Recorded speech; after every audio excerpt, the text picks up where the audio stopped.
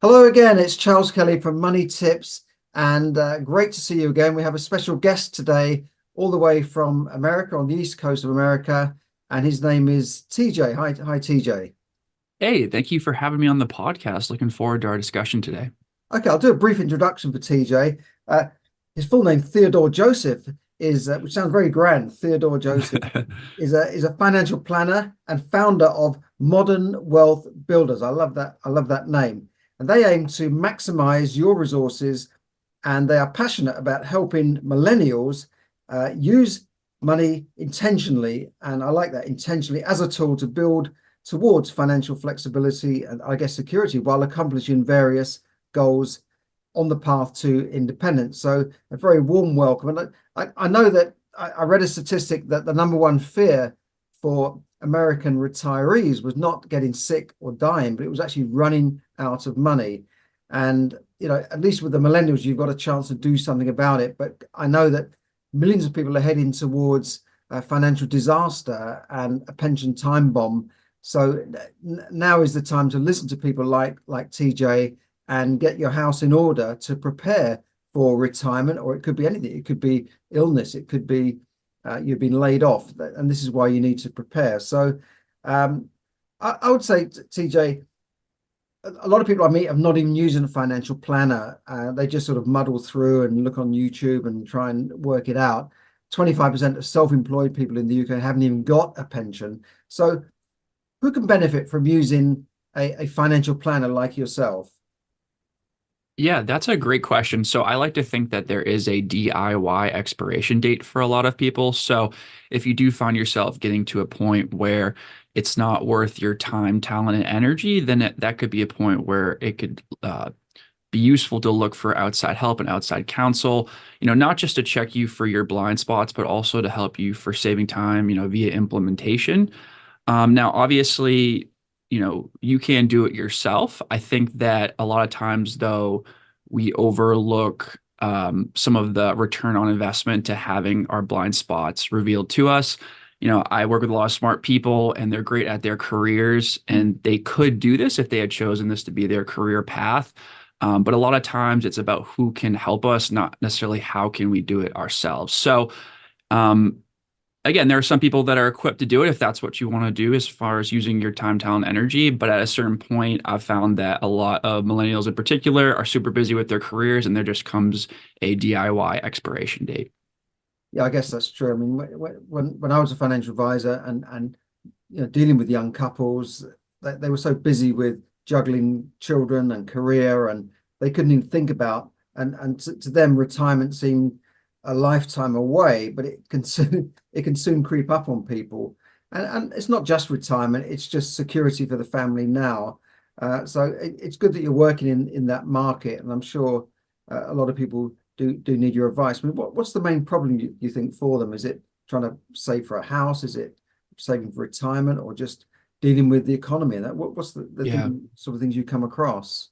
Yeah, well, a couple of things. I think you hit the nail on the head with, the reason why I like working with younger people is that, most of the industry is geared towards working with people who are, right about to retire, a lot of times because they have the investable assets where it makes sense to work with them. But Yeah. if you can develop the right habits early on, you can really have a massive compounding effect on their future as far as making sure that they are, prepared for retirement. And I also encourage a lot of younger people to kind of rethink retirement. I think a lot of millennials don't love the idea of working, 30 straight years at one job, just to retire, at a certain age. And so I like to, you know, give them the confidence to take breaks along the way and actually use their resources. So that's why I mentioned financial flexibility as opposed to independence, meaning that you have enough investable assets where you don't need to work. Maybe that's a pretty hard thing to accomplish. We can talk about what that looks like. Mm. But really just making people consider, hey, let's use your money today. It's not just about saving for the future, although we want to do that and develop good habits. But if you need to use your resources, and that's okay. What are some of the typical reasons that people come to me? I do have a little bit of a niche with equity compensation. So a lot of times if they are working for more of a startup and they are getting stock options in particular for their company, there can be some unique tax planning opportunities with that. So that is a big kind of pain point that people will come in with. But a lot of times, like I said, it is just kind of that DIY expiration date where they're looking to kind of bring in a partner to take some of the time off their plate to actually implement things and hold them accountable to actually, are they living below their means? So a lot of times, are they saving enough to, make sure that they're on track to their long-term goals? Are they actually using their various types of retirement accounts to their full, maximize the benefits there? What is their overall investment strategy? How can they be more tax efficient as a household? So I do a lot of tax planning for clients as far as, again, there's going to be times where you take time off from work. There's things to consider with using your resources there to maximize them over their lifetime. So a big thing that I preach in general is a lot of times people want to think about tax minimization in the current year, which feels good, right? We all want to save taxes in the current year. Taxes are most people's largest expense over their lifetime. But again, what matters is your tax efficiency over your lifetime and not an individual year. So a lot of times it's educating clients about, hey, let's take a longer term view on this. How can we be lifetime tax efficient? And then a big question a lot of clients are having now is like a rent versus buy decision as well. A lot of millennials think that, buying a primary residence is kind of that main path to, financial security. They saw their parents do it. They saw their parents benefit from the appreciation in the real estate market. But, given current interest rate environments and cost of living, they want to know, how is this decision going to impact, my long-term financial plan? So that's also a very common question.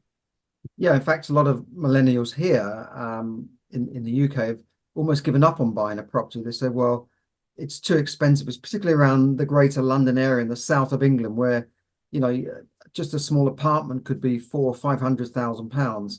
So a lot of them have sort of given up on it and just said, well, I'm just going to spend my money, which is, a little bit foolish. They just think, well, I'll go traveling around the world and I'll just work part-time and that sort of thing. So they've got to rethink that. You still can buy properties, but I mean, America is a much bigger market. I mean, there's a bigger, wider area, so you can move out a bit. But I was particularly interested when you said about the world of work and how it's changed in the last few years. I mean, with this technology that we're able to talk to each other, and a lot of young people now want a different style of work. They want a bit more flexibility to be at home, to take more breaks. And I noticed you said plan for a sabbatical in one of your write-ups, that you help people plan for a sabbatical, because there's this question of having mini retirements, not just one big retirement where, let's face it, you could get to 65 and then, anything can happen, health can go. So I think a lot of young people are rethinking this thing about just working for 40 years and then retiring, maybe taking early or mini retirement. So I noticed you help people plan for that. I mean, how would they do that? Do they? I just got no idea how they would do it, because you think of a retirement plan maturing at 60 or 65. Yeah. Yeah, no, it's a great question. And it's not, it is part art and science. I mean, when I look at someone's financial situation, I am looking at, again, over the course of their lifetime. Now, we are making assumptions for how long they may live, but I start out with a pretty conservative assumption, longer than kind of a normal expected life.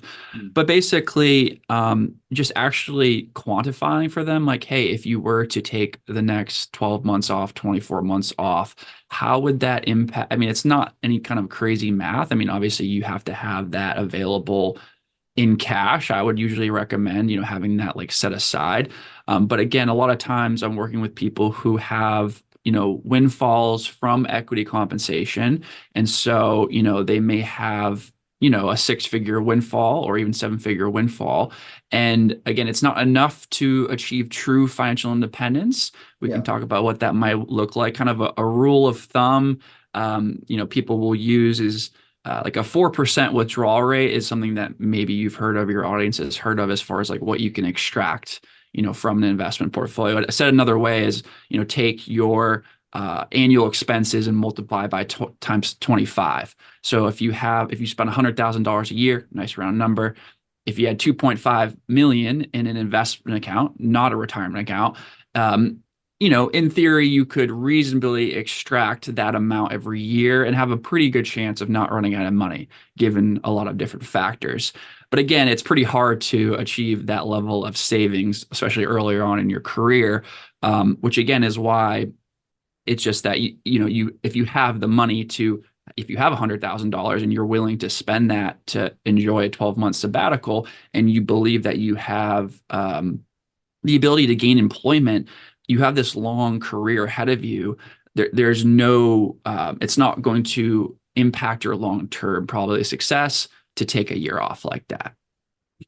Okay, that's very interesting. It's just a completely different way of thinking from when I was when I was doing the job. What do you think about the markets at the moment? We hear that the markets that keep going up and up. They've reached kind of an all-time high. You see a lot of people on YouTube predicting this big crash and get into gold and get into this and get into that. It must be very confusing for people now if they're watching these videos and all this information is coming at them. How do you get people to start like let's look at this sensibly and let's start investing? Yeah. Oh, that's a great question. And I think this is one of the biggest value adds from a wealth management perspective is setting expectations and also just getting educated on an overall investment strategy. There are so many different things that you can invest in. I think it's really important to start with some important principles. I'm very much a believer that time is your most important ally in investing. And so I really do believe in more of a buy and hold approach, where you're gaining exposure to the world stock market. So you're not buying individual stocks. When it comes to buying individual companies, the range of outcomes is very massive. And you can also have a company go to zero. When we're investing in the world stock market, and I say the world stock market because, the US is about 55 to 60% of the total world stock market when we measure it by equity cap, so how much they own for each company. So there's still 40% of the investable universe that is outside of the US. And if we actually look back at historical data, going back to the early 1900s, US and international performed very similar up until 2008. In the financial crisis. And if we look since 2008 and kind of some of the monetary policy of US has massively outperformed the international markets. And so you mentioned like valuations and things like that. So if you're taking this kind of world stock market approach, yes, international and US has become more correlated, meaning that they tend to move in the same direction. However, there could be an argument that there's emerging markets that are, countries that are going through their, technological revolutions and really catching up and having innovation. And so if you're owning a world stock market approach, if the world stock market goes to zero, then we have bigger problems than investing in money. So it's kind of a pragmatic approach that if you take an optimistic long-term look and you say, hey, I'm going to consistently invest in just gaining exposure to the world's greatest companies, then I have a good chance that, I'm going to retain my wealth over time. And it's very important for everybody, especially millennials, if they're not going to be purchasing real estate, that they do have an avenue to invest and retain the value of their hard-earned dollars. Because if not, unfortunately, inflation is just going to continue to whittle away at the value of any kind of wealth or income that they're earning. Right. Okay, that makes sense. And of course, Warren Buffett's always saying, "Don't bet against America." And I mean, he's saying that for those people who can't learn how to pick an individual stock, that an index fund or a managed fund would be the best thing for them. Tell me more about you mentioned something about FIRE for millennials. F-I-R-E, FIRE. Is that a system you promote? FIRE for millennials. Sounds interesting. It's not a system I promote. It is just kind of a term that's become more popular. So FIRE means financial independence, retire early. Okay. So it is more of in the line of achieving independence before our traditional retirement age. But again, that goes back to having at least 25x of your living expenses. There's different levels of FIRE. I am not a huge fan of FIRE in general, just because even if you've attained that, if you're in your 30s, for example, and let's say you had a large windfall from equity compensation and you do have enough to live off of, you're still going to get to a point where you're probably going to want to do something. And so I really like, financial independence, work optional. It's having the option to work, but you're still dedicating your time, talent, and energy to things that you care about and brings you hopefully meaning and purpose. Okay, I get that. And obviously, the amount of debt is going up in the world. The US national debt, 30 plus trillion, the UK debt, but also people's individual debts, credit card debts. So if somebody's paying, say, 20% on a credit card, but they've got investments over here earning 3%, there's got to be a way of looking at that and to clear down that debt. So is that something you look at when you're dealing with people in your practice? Yeah, absolutely. So I am a big believer in focusing on like net worth. So I want to look at the whole balance sheet when somebody comes in. So it's not just considering the investing side of the equation, it's also considering the debt side of the equation. And it all starts with your cash flow. What is cash flow? It's money coming in and money going out. And then hopefully you have a difference there where you have extra money, discretionary income that can be used to then translate into increasing your net worth. Now, when you increase your net worth, you can either invest or you can pay down debt. Now, how do you make those decisions? Now, if you're just going from a pure mathematical standpoint, right, you would want to consider your expected return for investing versus your return on your debt.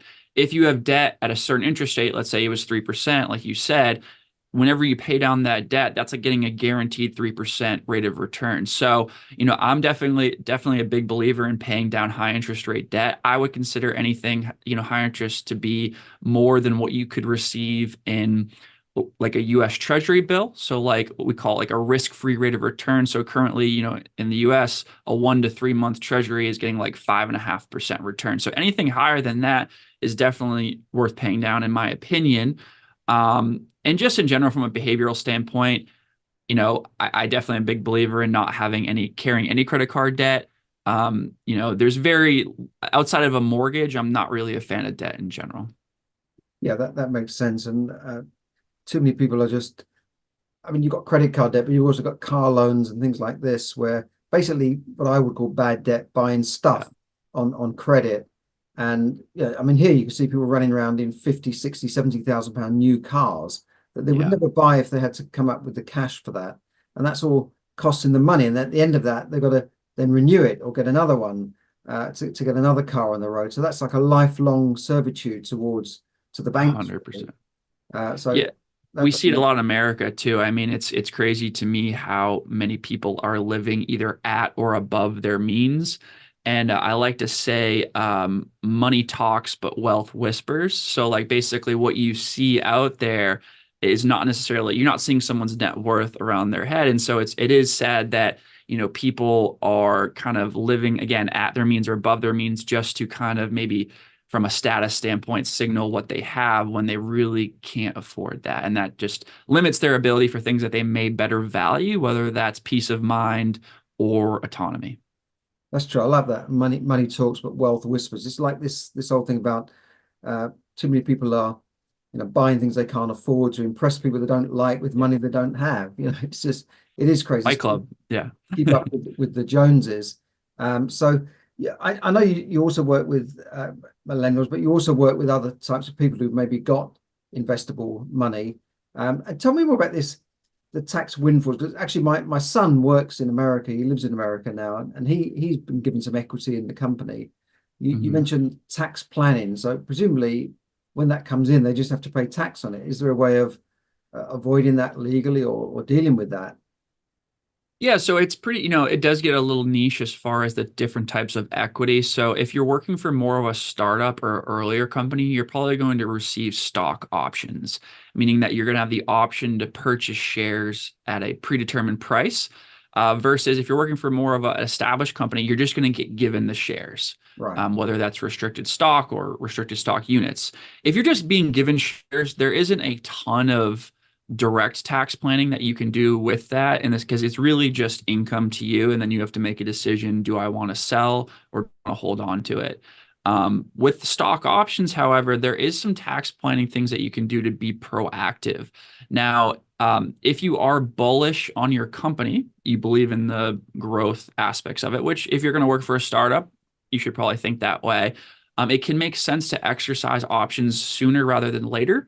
At least in America, there is something called alternative minimum tax, which can get a little complicated, but basically, they compare it to your regular taxable income, and a lot of times people will exercise options and without knowing, trigger this AMT tax, and now they have to come up with the money come tax time, and so that's just something to be aware of in general. But basically, if you do exercise options early, without triggering AMT, what you're doing is you're getting the clock ticking on long-term capital gain treatment, which is taxed at a lower rate than your normal income tax rate. So if you're working for a startup and the share price appreciates a lot, by being proactive and getting the exercising a little bit earlier, you get that clock ticking, and now you can save a substantial amount on taxes. Okay, it sounds like people in that position need to talk to a financial planner really, because it's not as easy as just doing it yourself. Financial planner, tax planner, it does. I mean, obviously, I'm a financial planner that, emphasizes tax planning, but definitely working with a direct tax professional as well, like an accountant, is very important in those situations. Yeah, because I think with a lot of accountants here for the self-employed or business owners, they're more like bookkeepers, that you give them the figures and at the end of the year they say, well, this is how much tax you've got to pay, but they've never Yeah. actually started at the start of the year and say, well, how can you save tax? How can you minimize tax? And I always think, well, why don't they do that? So you need a planner to say, well, should you be putting money into a pension? Should you be putting money to this tax-free savings scheme or tax-free environment? And most people don't think of it. And I know you have different schemes there. You have different types of pensions than the UK. But the Yeah. overall advice, I think, is the same: to minimize your money from taxes and future taxes, and to plan ahead, because we could be living. Some people could be living longer in retirement than they've worked, and so when you think Yes. about it, you've got to. So if you work for 30 years and you've got 30 or 40 years in retirement, you've got to have money there to survive. It's it's a difficult situation. 100%. And not to cut you off, but you mentioned pensions, and pensions are becoming pretty obsolete, at least in America, where it's really on the individual to save and Yes, create their own pension, yes, right? From the shift same to the here. 401k plan, right? So yeah, so in America, 401k plan where you're just investing and owning stocks, and so it's even more incumbent upon you to basically plan to understand how much can I, uh, you know, generate an income from this asset. And like you said, I may live, 30, 40 years into retirement. Who knows? How can I ensure that money, there's two risks in retirement. There's actually overspending, you run out of money, but then there's also a lot of people that underspend. And that can actually be its own risk as well, because you're not really, living life to your full, enjoyment. Yeah, that's true. So what advice do you, and in terms of pensions, I think here the only kind of guaranteed what we call final salary schemes, defined benefit pension schemes, are in government jobs now. And I think it's Hmm. a similar thing there. They're good schemes, but it's government jobs. And even people who work for the government now, sometimes they're contracted out and sent to a different department. They're not actually working for the government, they're working for an agency. So those pensions don't exist. So people are very much in the position of rowing their own boat now. But so what advice would you give to young people starting out? Maybe they've got their first job, maybe they're just starting, and perhaps they've got a bit of money in their pocket and they're thinking about buying cars and going on. What advice do you give those young people? What's the number one tip you'd say to those people? Yeah, there's a few things. I mean, it always starts with just building the right habits. Habits, yeah. Wanting to gain some level of financial literacy is very important. I Definitely. think the biggest thing you can do is learn how to live below your means. If you can't live below your means, then there's really nothing you can do anyways. You're a So no-hoper. yeah, yeah. So I think that it sounds simple, but it's not easy. So number one, learn to live below your means. Now that can be accomplished by having better awareness over your numbers. Yes. So there's a lot of great tools. My favorite tool currently is called Monarch Money.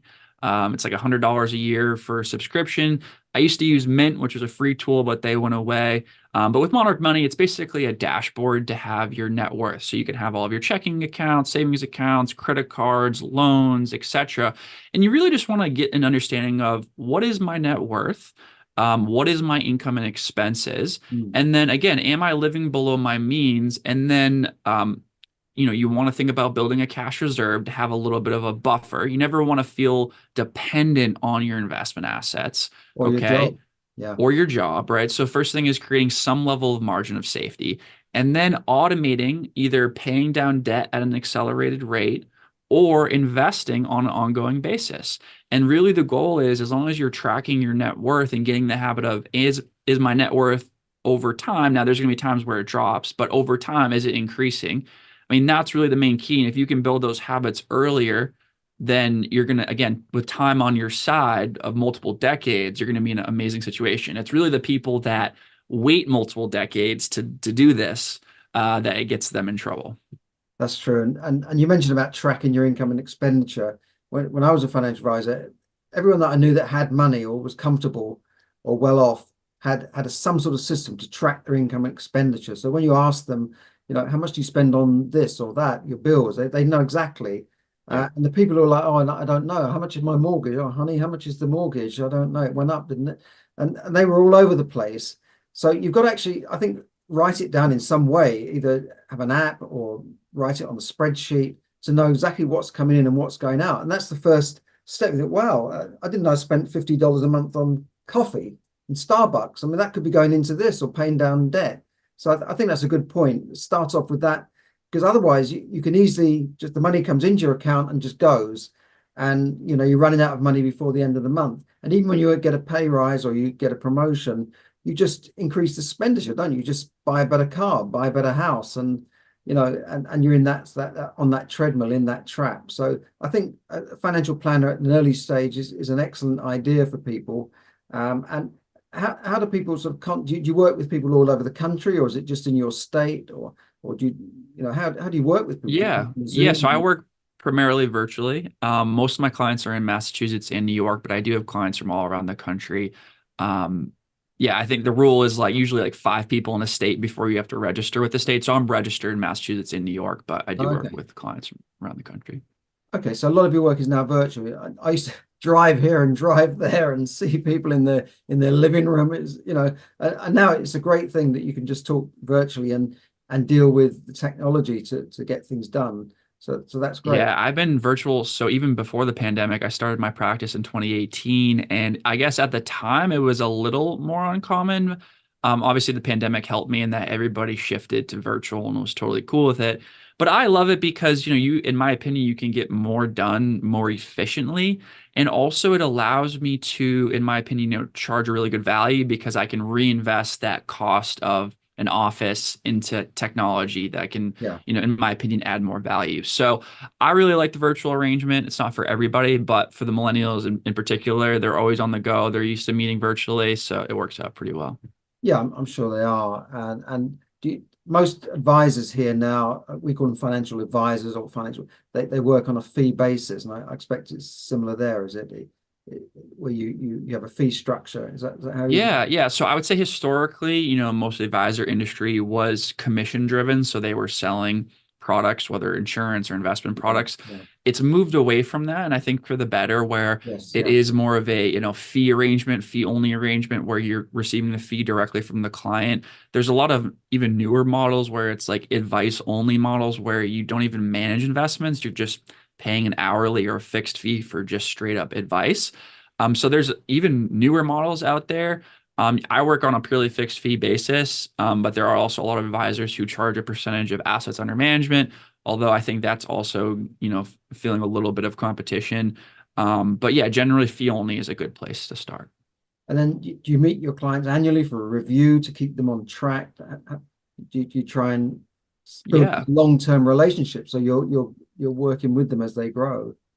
Yeah, absolutely. So I have a service calendar that I try to stick to. So basically it consists of like, 3 different meetings throughout the year. So it's like a, Okay. a winter, spring, fall, and then there's different topics that we cover. And then I also, meet on an impromptu basis with clients as needed. So generally 3 to 4 touch points throughout the year.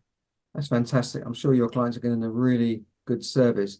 I mean, is there anything else you wanted to add about your service, or tell people how to contact you if they're in Massachusetts or New York, which is millions of people? So you're Yeah. and there's millions of young millennials in good jobs that you've got a great potential market there. So how would people, anything you want Yeah. to add or Yeah, I would say, I have a podcast, Do More With Your Money. So it's do all more about with your kind money? of Yeah. called Do More With Your Money. So can be found on my website, modernwealthbuilders.com. And yeah, it's really just about, I'm here to add value to people, even if I never work with them. This is like the craft that I enjoy. I just like talking shop. I mean, I hope that everybody can, use their resources efficiently to make their life better. Money is just a tool. I like to reiterate that, like, you want to avoid, holding on to money too much, or there's different ends of it, or you can be too frivolous with money. You can also be too tight with money, but just understand that money is just a tool and, use it to accomplish the most worthwhile things in your life. And so that's really my message. Um, and then, yeah, so I'd say modernwealthbuilders.com. You can learn anything you want there. That's fantastic. That's fantastic. Well, it's been really interesting. I'm sure from what you're saying, you've got some great advice for people, and you are independent. You're not selling a product for XYZ company, as it was in my day. We were almost like affiliate marketers, just selling products, and the industry would just push their products on their advisors. So you couldn't really say anything outside of that scope. So I Right. like the system there.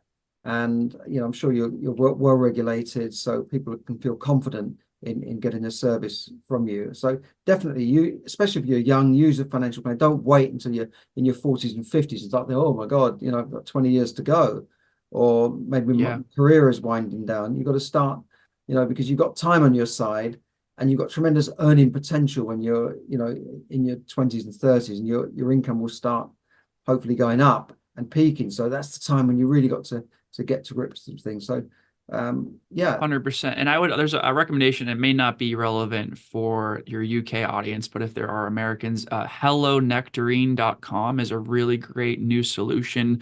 If you're just looking to test out working with an advisor, it's a network where it's all advice only advisors and it's hourly. So I think it's $150 an hour and it can be as little as 1 hour. And so if you're just looking to test of like, hey, what would it look like to work with a real advice professional? These are all CFPs, fiduciaries, and they're not there to sell you any kind of product or try to manage your assets. So if you're just looking to like, hey, can I check my blind spots? I think I might benefit from working with an advisor or planner. That's a really good option to just kind of test the waters. What do you call that again? It's Nectarine? hellonectarine.com. The founder, he has an Instagram called Personal Finance Club. He's got, a lot of followers on there. He does really good content around kind of that early independence. He kind of like built a company and achieved, early independence. And so he talks about how he invests his money and how he lives off of his assets. But he created this solution as a way for people to find kind of advice only financial advisors. Great. And there's a series on Netflix where this financial planner goes in to see people. Ramit? And pardon? Is it Ramit Sethi? I can't remember now, but I've, Okay. I've I've seen it a few times. It's really interesting because you see people that are earning $500,000 a year, and they've got big houses, but they're in a mess financially. It's amazing. It's not just people on the bottom end of the ladder. It's people that are in the middle that are their money is kind of out of control, and so it's very important. And so I think that's great, TJ. So modernwealthbuilders.com. What a great .com domain you got. That's a fantastic one. I love it. Thank you. So thanks very much for today, and I wish you luck. And your podcast again was Do more with your money. Do More With Your Money, and it's on what, Spotify and YouTube, is it? Yeah, wherever you stream. Yep. Okay, great. So do look for Do More With Your Money. I love that name. On modernwealthbuilders.com. Obviously, if you're in the US, you can use your service in Massachusetts and New York, but you can still look at your podcast, Do More With Your Money. So thanks very much, TJ.